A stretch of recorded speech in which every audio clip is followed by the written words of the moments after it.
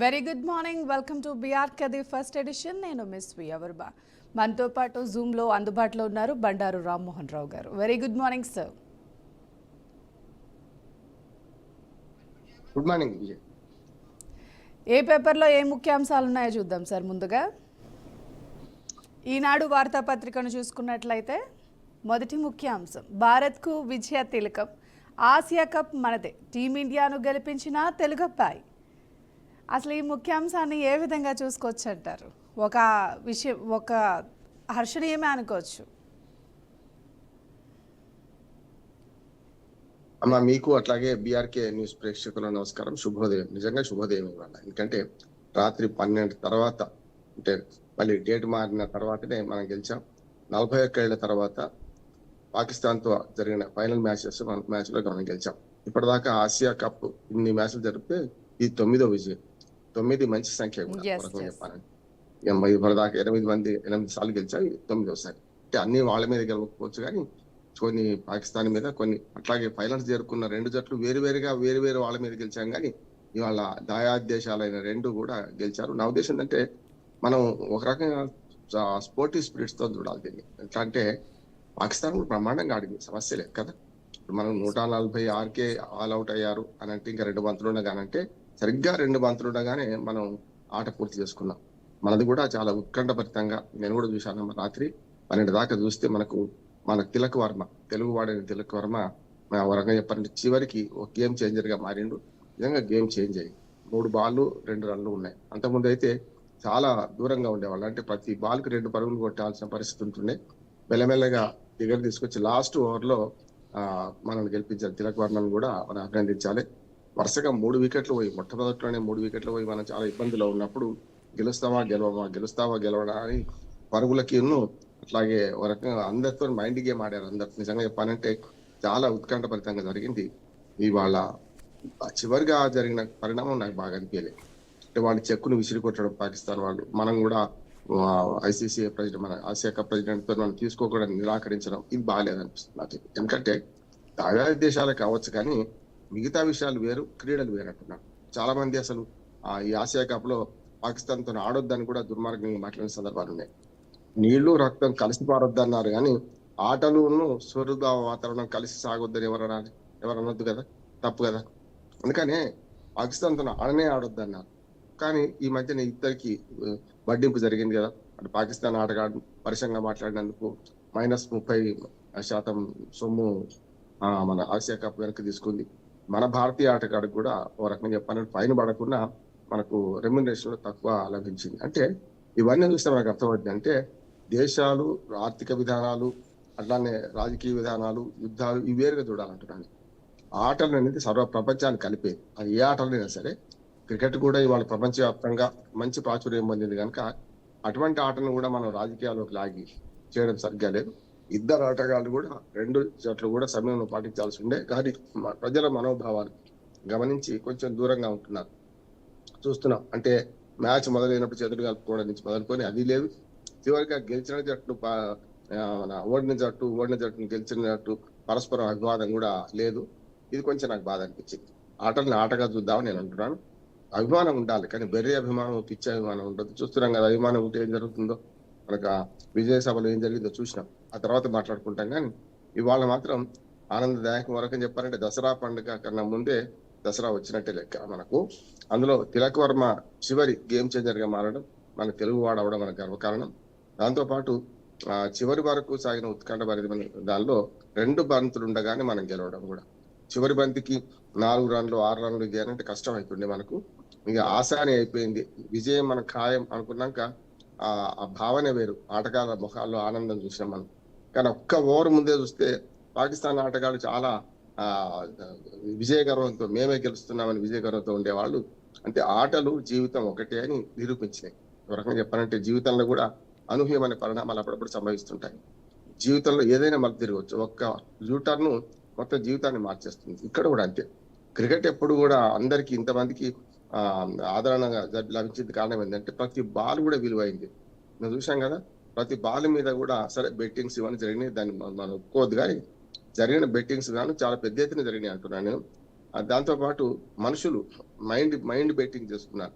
గెలవం, ఎన్ని పరుగులు చేస్తారు, ఎంతగా ఆగిపోతాం, ఎంతకు ముందుకు పోతాం, ఇవన్నీ కూడా కుటుంబ సభ్యుల మధ్య కూడా బెట్టింగ్స్ జరిగిన వరకు చెప్పాలంటే డబ్బులు లేని బెట్టింగ్స్.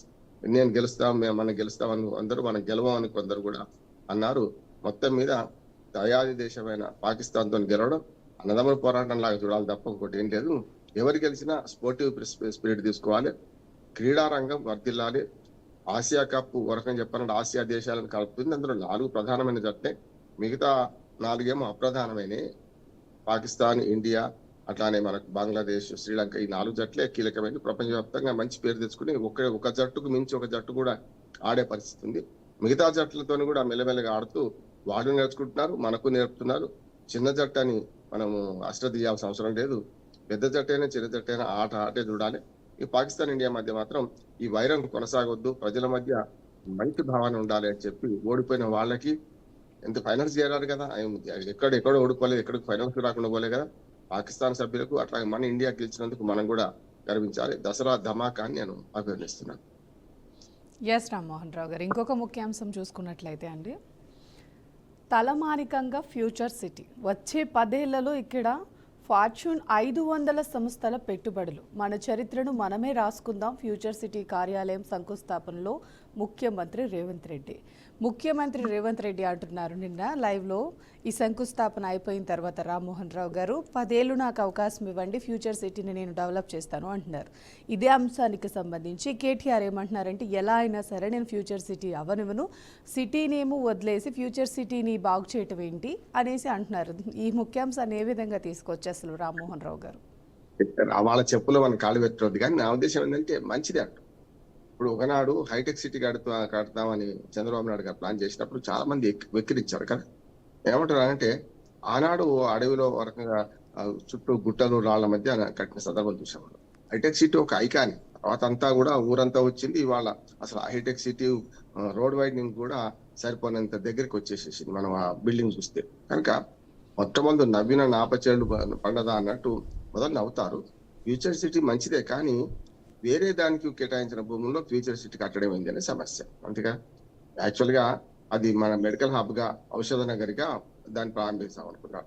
అప్పుడు ఈ పార్టీ వ్యతిరేకించింది. కాంగ్రెస్ పార్టీ ఔషధ నగర్ వెళ్ళి సమస్యలు వెళ్ళిపోమన్నారు, కాలుష్యం వెదజల్లుతున్నా అన్నారు, మేము వస్తే దాన్ని రద్దు చేస్తామన్నారు, రకరకాలుగా మాట్లాడారు కదా.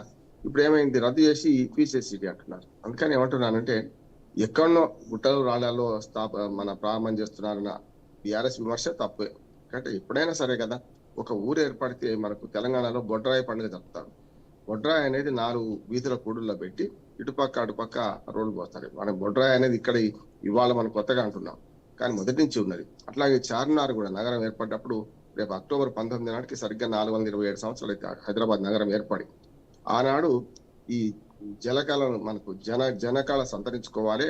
నేను ఇవాళ శంకుస్థాపన చేస్తున్న ఈ పులిగుత్స అప్పుడు అంటాడు 420 ఏళ్ల క్రితం. దీనికి చుట్టుపక్కల పెద్ద ఎత్తున పెరిగి ఆ గోల్కొండ కోట నుంచి మూసీ నది దాటి అవతలకు వచ్చిన తర్వాత పురాణాపులు అప్పటిదే కట్టింది చేసుకొని జనకళతో నిండాలే. చెరువులో చేపలు ఎట్లా వస్తాయో ఈ జనం అట్లా ఉండాలని కోరుకున్నారు. అట్లా మనం కూడా ఈ ఆధునిక పాలకులు అట్లా కోరుకోవడం తప్పు కాదు. ఇవాళ ఫ్యూచర్ సిటీ మంచిది కాదంటలేదు, కానీ ఇంకొక దానికి కేటాయించిన, మేము ఔషధ నగర్ కేటాయిస్తే, ఫార్మా సిటీ కేటాయిస్తే మీరేమో దీనికి చేస్తున్నారు అనే మాట వస్తున్నది. పరస్పరం వాళ్ళు విమర్శించుకున్న అధికారంలో ఉన్న వాళ్ళు కొంచెం నిర్ణయాలు తీసుకోవచ్చు. రామ్మోహన్ రావు గారు, ఇప్పుడు కేటీఆర్ అంటున్నారు కదా, అక్కడ భూములు ఉన్నాయి రేవంత్ రెడ్డివి, అవి డెవలప్ చేసుకోవడం కోసమే ఫ్యూచర్ సిటీ ప్లాన్ చేస్తున్నారని, దీన్ని ఎంతవరకు నిజం అనుకోవచ్చు అంటారు?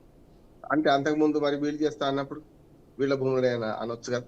మళ్ళీ మూసీ నది 2020లో 100 మీటర్ల సెంటీమీటర్ వర్షపాతం నమోదైనా కూడా మునిగిపోలేదు, కానీ ఇప్పుడు మునిగిపోతుంది. అసలు ఎందుకంటారు? ఈ మూసీ గేట్లు ఒకేసారి 15 గేట్లు ఎత్తేసారు. అంటే అవగాహన లేకపోవటం ఏమైనా లోపం అంటారా?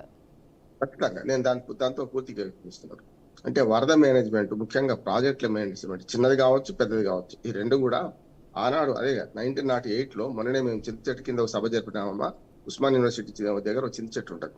1908లో 6వ నిజాం ఉన్నప్పుడు పెద్ద ఎత్తున వరదలు వస్తే మళ్ళీ నిన్నటే మళ్ళీ మునిగిపోయింది వరకు చెప్పాలంటే. నిన్నటి దాకా అది జరగకపోవడం కారణమైంది ముందస్తు ప్లాన్ ఉండడం.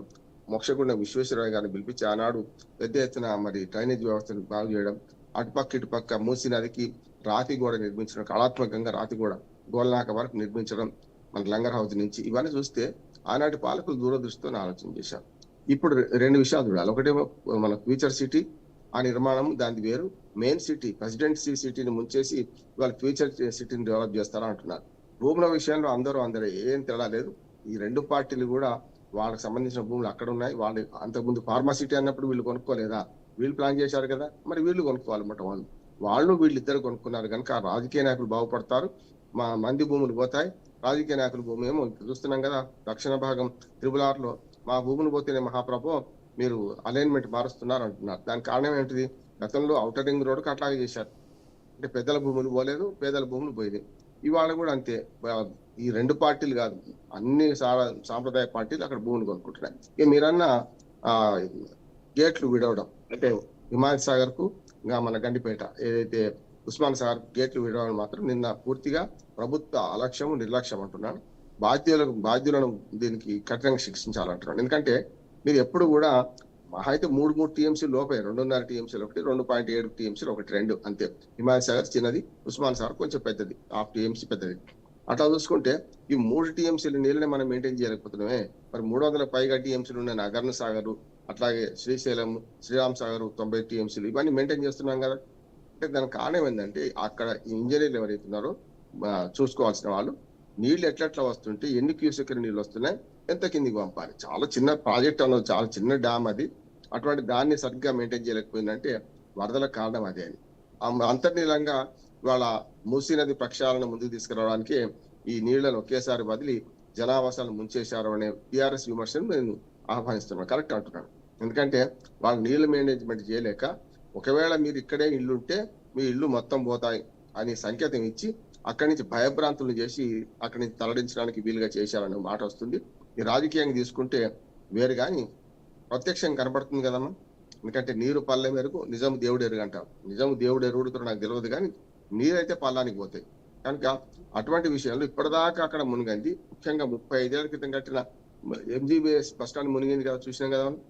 అంటే దాదాపు 4 అడుగుల నీళ్లు దానిలోకి వచ్చేసినాయి.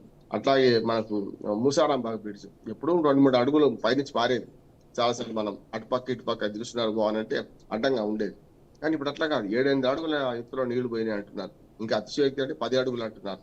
కనుక సమస్య లేదు. ఇవాళ ఈ నీళ్లు వదలడంలో అధికారులు అశ్రద్ధ చేశారు. ప్రభుత్వం కూడా వర్షాలు లేవు కదా, నిన్న అసలు నీళ్లు పోయినప్పటికీ పైన వర్షాలు కూడా తక్కువైంది. మరి ఒకేసారి వరద వచ్చిందంత అనడానికి కూడా వీల్లేదు.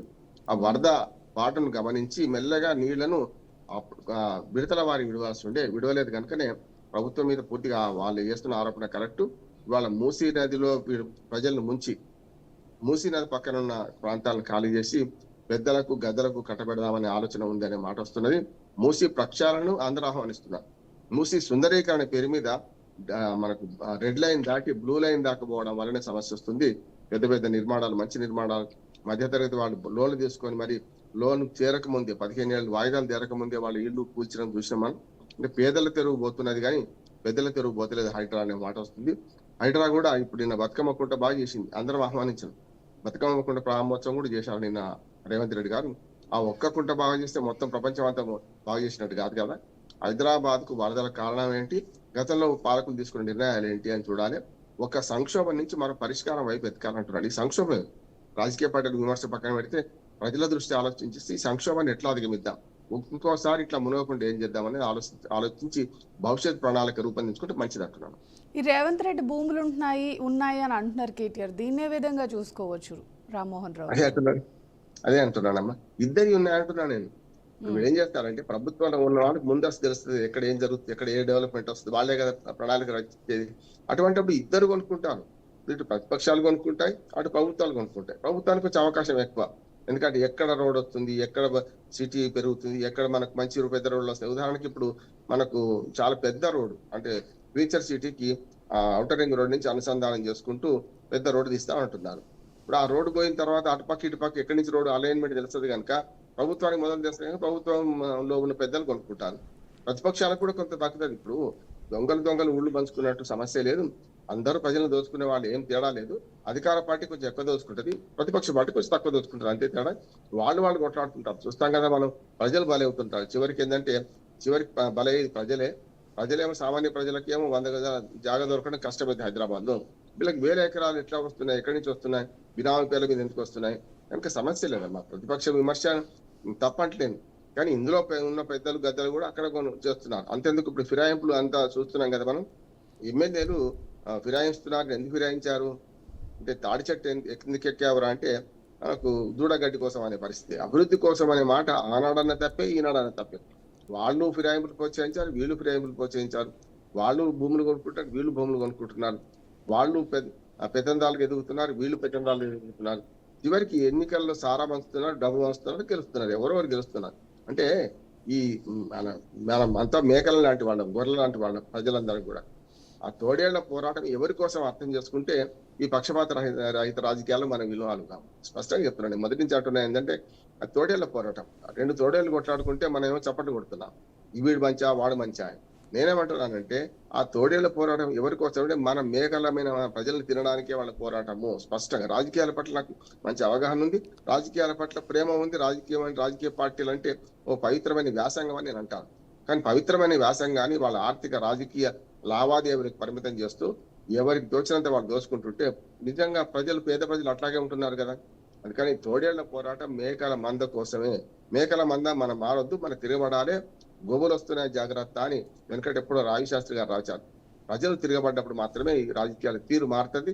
డబ్బు తీసుకోకుండా, సారా తీసుకోకుండా ఓటేసినప్పుడు మాత్రమే ఈ రాజకీయాల తీరు మార్చడానికి ప్రజలకే అవకాశం ఉంది. ప్రజలే చరిత్ర నిర్మాతలు. ఎవరిని ఎక్కడ కూర్చుని పెట్టాలి, ఎవరిని ఎక్కడ తీసుకురావాలి ప్రజలు నిర్ణయిస్తారు కదా. అహంకారం ఎప్పుడు పనికిరాదు, అవినీతి అంతకంటే పనికిరాదు. కనీసం ప్రజలు అవినీతిని సహిస్తారు అప్పుడో ఇప్పుడు, కానీ అహంకారాన్ని సహించారు. కనుక పాత పార్టీని బొందబెట్టిండ్రు, కొత్త పార్టీని గెలిపించారు. వీళ్ళు అట్లా 2 ఏళ్ళ నుంచి అట్లే పోతున్నారు, అంతకంటే ఎక్కువ పోతున్నారు. వీళ్ళని కూడా మరో 3 ఏళ్ళు చూస్తారు. 10 ఏళ్ల అవకాశం, 12 ఏళ్ల అవకాశం గతంలో పోయింది. ప్రజలు రేవంత్ రెడ్డి అన్నట్టు మనకు 2020 మ్యాచ్ ఆడుతున్నారు. నిన్న చూసాం కదా మనం 2020 మ్యాచ్. అట్లానే 2020 మ్యాచ్ ఆడుతున్నారు. 5 ఏళ్ల తర్వాత మళ్ళీ ప్రభుత్వాలు మారుస్తారు. ఆంధ్రప్రదేశ్ లో చూస్తున్నాం కదా, వరుసగా 5 ఏళ్ళకి ఒకసారి ప్రభుత్వం మారుతున్నది.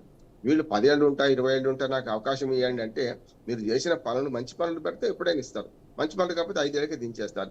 ప్రజాస్వామ్యంలో మీకు ఇచ్చింది 5 ఏళ్ళు మాత్రమే అధికారం. 5 ఏళ్లలో 2 ఏళ్ళు అయిపోయింది. కాంగ్రెస్ ప్రభుత్వం ఏం చేయాలంటే ఇప్పుడు మిగతా 3 ఏళ్ళు ఏం చేద్దాం, ఎంత వీలైతే ప్రజలకు ఎట్లా మేలు చేస్తాం ఆలోచన చేయాలి. లేకపోతే ఏమవుద్దంటే మిమ్మల్ని కూడా మళ్ళీ వాళ్ళని కూర్చోబెట్టి మిమ్మల్ని ఇంట్లో కూర్చోబెడతారు. సమస్య లేదు. ఇలా పాపం తలా పెడతాడు. అందరూ వాళ్ళ స్వార్థాల కోసం పనిచేస్తున్నారు. అట్లానే మంచి రాజకీయం లేదు కదా. మంచి వాళ్ళు ఏమో వెనుక్కుపోతున్నారు, చెడ్డ వాళ్ళు ముందుకు వస్తున్నారు. ఎస్ రామ్మోహన్ రావు గారు, ఇంకొక ముఖ్యాంశం చూసుకున్నట్లయితే అండి, సీఎం అడ్డుకోరేరు. రాష్ట్రంలో భాజపా కాంగ్రెస్ జాయింట్ వెంచర్ ప్రభుత్వం అచ్చంపేట జనగర్జన సభలో కేటీఆర్ ప్రసంగించడం జరిగింది అండి. కర్ణాటక ప్రభుత్వం ఆలమట్టి ప్రాజెక్టు ఎత్తు పెంచేందుకు ప్రయత్నిస్తుంటే సీఎం రేవంత్ రెడ్డి మాత్రం కాంగ్రెస్ అగ్రనేత రాహుల్ గాంధీ ఏం మాట్లాడటం లేదని బారాసా కార్యనిర్వాహక అధ్యక్షుడు కేటీఆర్ విమర్శించారు. అసలు ఈ ముఖ్యాంశాన్ని ఏ విధంగా చూసుకోవచ్చు రామ్మోహన్ రావు గారు? దీని మీద మీ విశ్లేషణ, అభిప్రాయం తెలియజేయండి. 2 చోట్ల కాంగ్రెస్ ప్రభుత్వాలే ఉంది కదా, కర్ణాటకలో, మన తెలంగాణ. అటువంటి అప్పుడు ఈ ప్రాజెక్టుల విషయంలోకి వచ్చే కల్లా వాళ్ళు ఒకరినొకరు ఆరోపించుకుంటూ, ఇప్పుడు బీజేపీ కాంగ్రెస్ ఒకటనేమో బీఆర్ఎస్ అంటది కదా, బీఆర్ఎస్ బీజేపీ ఒకటనేమో కాంగ్రెస్ అంటది కాదు కదా, కాంగ్రెస్ బీఆర్ఎస్ ఒకటనేమో బీజేపీ అంటారు. చూడండి వరుసగా ముగ్గురు కూడా ఆ 2 పార్టీలు ఒకటండి. ఏ 2 పార్టీలు ఒకటి కావమ్మా. ఏ పార్టీ పాలసీ వాళ్ళకున్నది, ఏ పార్టీ ఎజెండా వాళ్ళకున్నది. వాళ్ళు ప్రజలు ఈ వాళ్ళు ఒకటని చెప్పి మనం మోసం చేస్తున్నారు. ఒకటి. రెండోది అల్మాటి ఎత్తు గురించి మనం మాట్లాడాల్సిందే అంటుంది. 524 మీటర్లకు 40 మీటర్లు పెంచితే ఖచ్చితంగా మనకు నష్టం అవుతుంది. ఇప్పటికే ఈసారి బాగా వర్షాలు పడ్డాయి కనుక గోదావరి కంటే ముందు మనకు కృష్ణా నదిలో వరదలు వచ్చినాయి. కానీ పడకపోతే ఎట్లా? కనుక ఆల్మట్టి ఎత్తు గురించి ఇవాళ కాదు, ఉదయం ఉమ్మడి ఆంధ్రప్రదేశ్ నుంచి పోరాడుతున్నాం. వాళ్ళని కంట్రోల్ చేయాల్సిన బాధ్యత కేంద్ర ప్రభుత్వానికి ఉంది కాదంటే. కానీ కేంద్ర ప్రభుత్వం చోద్యం చూస్తుంది. ఇది ఒకటే కాదు కదా, ఇప్పుడు 2 ఉభయ తెలుగు రాష్ట్రాల మధ్యన కూడా చోద్యం చూస్తుంది కదా. మనకు చెల్ల ప్రాజెక్టు మేము కడతామని వాళ్ళు, వద్దని వీళ్ళు చూస్తున్నాం. దానికి కారణం ఏంటంటే కేంద్ర ప్రభుత్వం మొత్తం అసలు జలవనరులన్నీ కూడా కేంద్ర ప్రభుత్వానికి సంబంధించిన అంశాలు అయితే వాళ్ళు ఏం చేయాలంటే, రాష్ట్రాల అన్నదమ్ములు అయితే కేంద్రం తండ్రి పాత్ర నిర్వహించాలి. తల్లిదండ్రుల పాత్ర నిర్వహించి వీళ్లకు జలవనరుల పంపకాన్ని సమిష్టిగా ఎలాంటి వివాదాలు లేకుండా చేసే ప్రయత్నం చేయాలి. వివాదాలు ఉంటే కాదని కాదు, 2 రాష్ట్రాల మధ్య అన్నదమ్ముల మధ్య పోరాటంలో మనం చోద్యం చూడొద్దు కదా. జరుగుతుంది అదే. ఇప్పుడు వీళ్ళు కేంద్ర ప్రభుత్వం చోద్యం చూస్తున్నది. రెండు రాష్ట్రాల్లో కాంగ్రెస్ ప్రభుత్వాలు ఉన్నాయి, ఇద్దరు కూడా ఒకసారి మాట్లాడుకుంటే అయిపోద్ది కదా. అంతేందుకు ఇప్పుడు మనం తమ్మిడిహట్టి దగ్గర మనకు మళ్ళీ పాత ప్రాజెక్టు ప్రతిపాదన తీసుకొచ్చుకొని చేద్దాం అనుకుంటున్నప్పుడు మరి వెళ్ళి కలుస్తాని మన రేవంత్ రెడ్డి అంటున్నారు కదా, మహారాష్ట్ర ముఖ్యమంత్రి కలుస్తా అంటున్నారు కదా. అట్లా సుహృద్భావ వాతావరణం చేసుకోవాలి. రెండు రాష్ట్రాల ప్రభుత్వాలు పార్టీలు వేరు, పార్టీలు శాశ్వతం కాదు, ప్రభుత్వాలు శాశ్వతం. కనుక ఇవాళ చేసిన పని రేపు మిగిలిపోవాలంటే పరస్పర చర్చలు సంప్రదింపులు అవసరమే. ఆల్మాట్టి ఎత్తు పెంచడం సరైనది కాదు. గతంలో బాబ్లీ ప్రాజెక్ట్ విషయంలో కూడా సుప్రీంకోర్టు, నేను మొదటి నుంచి 2 టీఎంసీ నీళ్ళు వాళ్ళు తీసుకుంటే తప్పలేదు, కానీ 2 బదులు 20 తీసుకుంటే తప్పు అని. ఇక్కడ కూడా అంతే. గతంలో అనేక అవాంతరాల మధ్యన మన అభ్యంతరాల మధ్యన ఆల్మాట్టి ఎత్తు ఫిక్స్ అయిపోయింది. మరొకసారి పెంచుకుంటే మాత్రం మరణ శాసనం నాకు దిక్కించినట్టే. 2 తెలుగు రాష్ట్రాలకు నష్టం కనుక ఉభయ తెలుగు రాష్ట్రాలు కలిపి కొట్లాడాలి. అక్కడ కూటమి ప్రభుత్వం ఉన్నది ఆంధ్రప్రదేశ్ లో, తెలంగాణలో కాంగ్రెస్ ప్రభుత్వం ఉంది.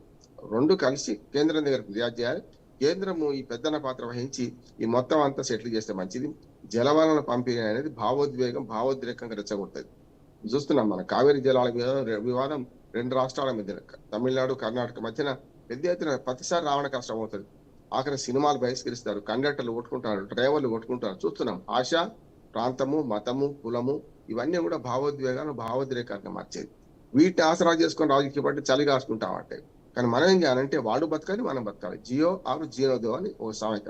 కనుక వాళ్ళు మనం బతకాలంటే అందరూ బాగుండాలి, అందులో మనం ఉండాలని కోరుకోవాలి. అందరూ బాగుండాలంటే ఎవరైనా ఒకరు త్యాగం చేయాలి, ఎవరైనా ఒకరు కొంత నష్టపోతాం. అంటే ఎప్పుడు కూడా జీరో సమ్ గేమ్ ఆడొద్దు. జీరో సమ్ గేమ్ లో ఇద్దరు నష్టపోతాం. వాడు బాగుపడితే మనం నష్టపోతాం, మనం నష్టపోతే వాడు బాగుపడతాం. అట్లా కాదు, విన్ విన్ సొల్యూషన్ చూడాలి, ఇద్దరు గెలిచే సొల్యూషన్ చూడే ప్రయత్నం చేయాలి. దానికి రాజకీయాలకు అతీతంగా కేంద్ర ప్రభుత్వం వ్యవహరించాలంటున్నా. ఇప్పుడు ఇక్కడ 2 తెలుగు రాష్ట్రాల్లో 2 ప్రభుత్వాలు వేరు ఉన్నాయి. అట్లానే అక్కడ కాంగ్రెస్ ప్రభుత్వం ఉంది కర్ణాటకలో. ఈ రెండింటి మధ్యన, ఈ మూడింటి మధ్యన సయోధ్యకు తీర్చాల్సిన బాధ్యత కేంద్రం ఉన్నది. కేంద్రం చోద్యం చూస్తుందన్న కేటీఆర్ మాటను అంగీకరిస్తున్నాను. అంటే రాష్ట్రాలు కూడా 2 రాష్ట్రాలు ఒకటే పార్టీ ఉన్నప్పుడు మరి పరస్పర సంప్రదింపులు, మహారాష్ట్ర పోయి ఏదో ఉద్ధరిస్తా అంటున్నారు రేవంత్ రెడ్డి, మరి కర్ణాటక పోయి కూడా ముఖ్యమంత్రులను మాట్లాడొచ్చు కదా. పోయి ఇవాళ ఇట్లా సరైంది కాదు, ఆల్మట్టి పెంచడం సరైంది కాదని చెప్తే సరిపోద్ది కదా. నేను ఎస్ రామ్మోహన్ రావు గారు, ఇంకొక ముఖ్యాంశం చూసుకున్నట్లయితే విద్యుత్ రంగంలో తొలిసారి ట్రూ డౌన్, ప్రజలకు తగ్గనున్న 1000 కోట్ల భారం. జీఎస్టీ 2.0తో రాష్ట్ర ప్రజలకు 8,000 కోట్ల ఆదా. అక్టోబర్ 19 వరకు సూపర్ జీఎస్టీ, సూపర్ సేవింగ్స్ అంటున్నారు. అండ్ 60,000 సమావేశాలతో 1.60 కోట్ల కుటుంబాన్ని కలవండి. ప్రజలకు జరిగిన మేలును వివరించండి. తెదేపా నేతలతో టెలికాన్ఫరెన్స్ నిర్వహించారు సీఎం చంద్రబాబు నాయుడు. అండ్ ఇంకొకటి చూసుకున్నట్లయితే రామ్మోహన్ రావు గారు, సంస్కరణలు, వ్యవస్థలు సమర్థ నిర్వహణతో ప్రజలకు మేలు జరుగుతుందనటానికి జీఎస్టీ సంస్కరణలు, తక్కువ ధరకు విద్యుత్ కొనుగోలు అంశాలే ప్రత్యక్ష ఉదాహరణలని ముఖ్యమంత్రి చంద్రబాబు తెలుపుతున్నారు. దీన్ని ఏ విధంగా చూసుకోవచ్చు అంటారు? ఖచ్చితంగా జిఎస్టీ సంస్కరణ ఆహ్వానిస్తున్నాడు మొదటి నుంచి కూడా. అది ఏ రంగంలో అయినా సరే. ఇప్పుడు ఇవాళ విద్యుత్ రంగంలో మనకు 8,000 కోట్ల రూపాయలు ఆంధ్రప్రదేశ్ రాష్ట్రాన్ని మిగులుతున్నాయని సంతోషపడాల్సిందే కదా. జిఎస్టీ తెస్తానన్నదేమో కాంగ్రెస్ పార్టీ, వద్దన్నది కబీనాయ్, ఇది పనికిరాదని చెప్పింది మోడీ గారు. అప్పుడు ఇది ప్రతిపక్షంలో ఉన్నాడు. అంటే ద్వంద్వ ప్రమాణాలు పాటిస్తున్నారు వీళ్ళిద్దరు కూడా, మోడీను మనకు కాంగ్రెస్ కానీ బీజేపీ కానీ. వాళ్ళు తెస్తామని అనుకున్న ఆధార్ కార్డు తెస్తే వీళ్ళు వద్దన్నారు.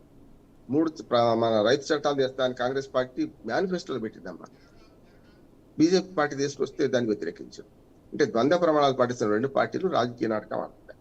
ఈ జిఎస్టీ సంస్కరణ విషయానికి వస్తే అవాకులు చవాకులు పెడుతున్నాయి ప్రతిపక్షాలు, అవాకులు చవాకులు అంటున్నారు. ఎందుకంటే ఇప్పుడు మోడీకి మనకు అనుకూలమో మోడీకి వ్యతిరేకమో కాదు. ఇక్కడ అంశాల వారు చూస్తే జిఎస్టీ అనేది గతంలో మల్టిపుల్ ట్యాక్సెస్ ఉండేది. 40 రకాల పన్నులు ఉండే, కొన్ని చోట్ల అయితే కొన్ని చోట్ల 27 రకాల పన్నులు ఉండేది. 27 రకాల పన్నులు, ఆక్ట్రాయి, ఎక్సైజు రకరకాలుగా ఉండేది.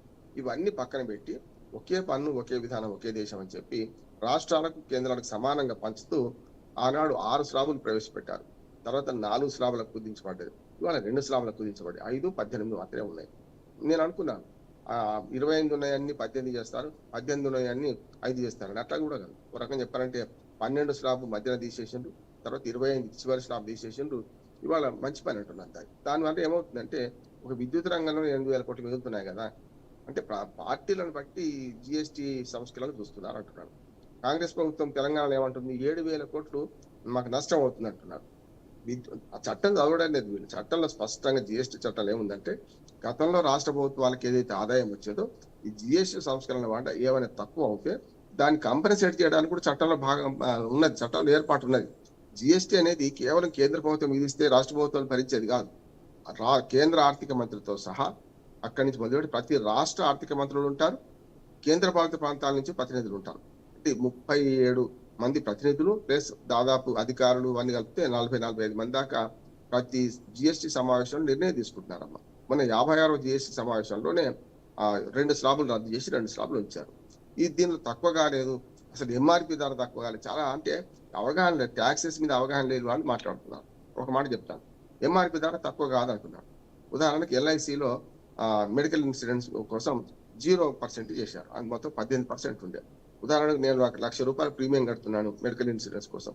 1,00,000 ప్లస్ 18,000 పడింది. ఇప్పుడు ₹1,00,000 అట్లాగే ఉంటుంది, అది తక్కువ కాదు. 18,000 అదనంగా ట్యాక్స్ పడింది. దాని 9,000 ఏమో రాష్ట్ర ప్రభుత్వానికి, ₹9,000 నేను 1,00,000 చెప్తున్నాను, ₹9,000 కేంద్ర ప్రభుత్వం పోయింది. ఈ 18,000 పోయినాయి కదా, అది మిగిలింది అనుకోకుండా మీద మాయమైన మిగిలిన 18,000 సంగతి మాట్లాడతలేదు. ₹1,00,000 ప్రీమియం అట్లాగే ఉంది కదా అంటున్నారు. తప్పు కదా. అందుకని ఎంఆర్పి ధరలు మారవు. ఒక రెగ్జోనల్ సబ్బు ₹12 అంటే ₹12 అట్లాగే ఉంటుంది. ₹12 మీద పడే 18% ట్యాక్స్ రద్దయింది. అంటే దాదాపు ₹2 ట్యాక్స్ రద్దయింది. అది చూసుకోవాలి మనం, అంతే తప్ప ఇట్లా ఎంఆర్పి ధరలు తక్కువ కాలేదని మనకు నష్టపోతుందని చెప్తున్నారు. జిఎస్టీ సంస్కరణలు ఆహ్వానించాలి. విద్యుత్ రంగంలో ఆంధ్రప్రదేశ్ కు ఈ 8,000 కోట్ల మిగులుతాయని నిజాన్ని చంద్రబాబు నాయుడు గారు చెప్పారు. ఒకవేళ చంద్రబాబు నాయుడు గారు కనుక ప్రతిపక్షంలో ఉంటే ఏం మాట్లాడేవాడు? ఇవాళ వైసీపీ కూడా బీజేపీకి మద్దతు ఇస్తుంది కనుక వాళ్ళు ఏం మాట్లాడడం లేదు. కానీ ప్రతిపక్షంలో ఉన్నప్పుడు ఇదే దాన్ని చూసే దృక్పథం మారుతుందమ్మా. ఉదాహరణకు ఒక్క మాట చెప్పి ముగిస్తాను. ఇప్పుడు మీరు నన్ను చూస్తున్నారు, నేను మిమ్మల్ని చూస్తున్నాను. నా వెనుక ఉన్న బ్యాక్గ్రౌండ్ మీకు కనపడుతుంది కదా, నాకు కనపడదు. నాకు వెనక కళ్ళు ఉండవు. అట్లా మీ వెనుక ఉన్న పేపర్ బ్యాక్గ్రౌండ్ నాకు కనపడుతుంది. చూసే దృక్పథాన్ని బట్టి మనకు ఉంటది కదా, ఇంకోటి ఏం లేదు. జిఎస్టీ సంస్కరణలు ఆహ్వానించాలి.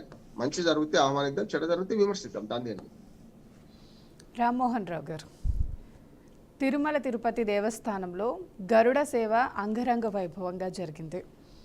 పక్షిరాజుపై పరంధాముడు, భక్తకోటికి మలయప్ప స్వామి అభయప్రదానం, కిక్కిరిసిన తిరుమల క్షేత్రం. మళ్ళీ టీటీడీ వర్షం గురించి రెయిన్ కోట్లను కూడా పంపిణీ చేయడం జరిగింది. ఈ ముఖ్యాంశాన్ని ఏ విధంగా చూసుకోవచ్చు బండారు రామ్మోహన్ రావు గారు? నేను ఇటీవలనే జూలైలో నేను తిరుపతి వెళ్ళాను. చాలా సంస్కరణలు తీసుకొచ్చారు.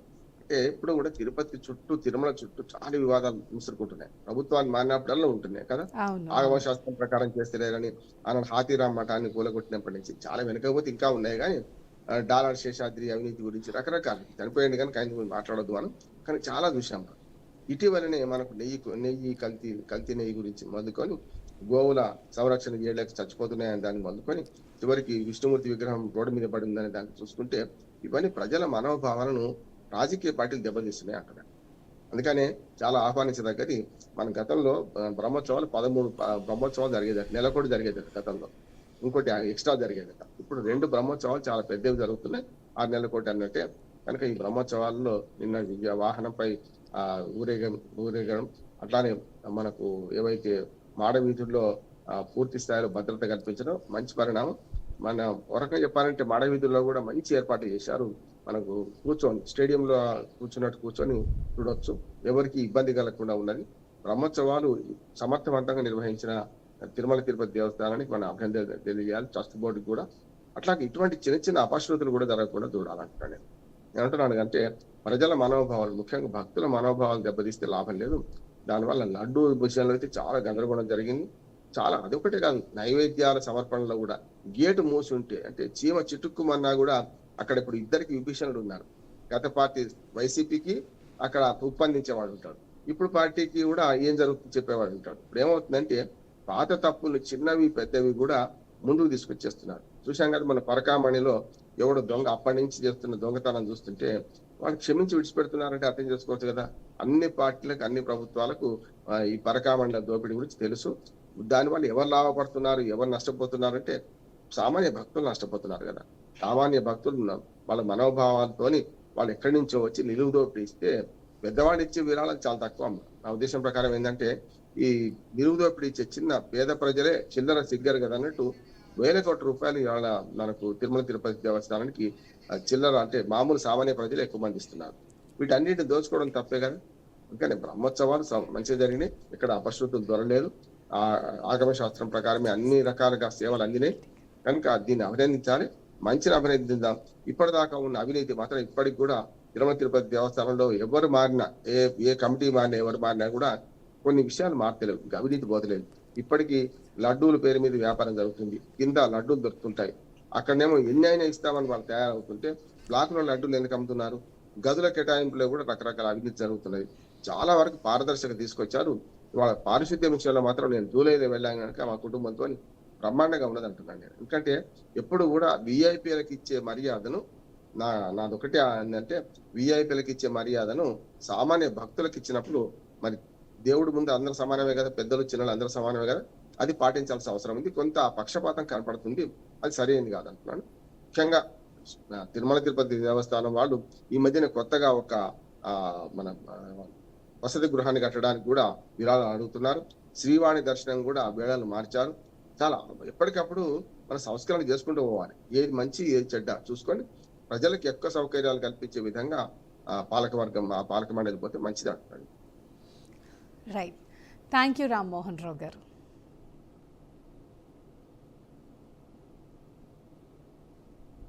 ఇది first edition. Keep watching BRK news, తెలుగుడి సత్తా.